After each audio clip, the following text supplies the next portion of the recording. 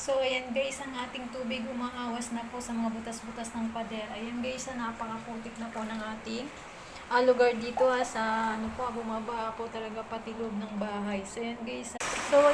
Ayan. Sana hindi bumigay ang mga pader na to. Ayan guys, ay mga butas, dumadaan na po yung mga tubig. Ayan guys, yung ating ilog. Ayan, malapit na siyang umapaw. So, ayan guys, ingat po tayong lahat guys. Ayan. Ingat po tayo guys ayan yung tubig po natin umapaw na sa lakas ng ng tubig at hangin. Ayan, malakas din po ang hangin guys. Ayan. Yan, naaapaw na po siya guys. Ingat po tayo guys. Ayan po, ingat po tayo. Ayan, napakalaki na po ng tubig, napakalakas. Talagang aapaw na siya.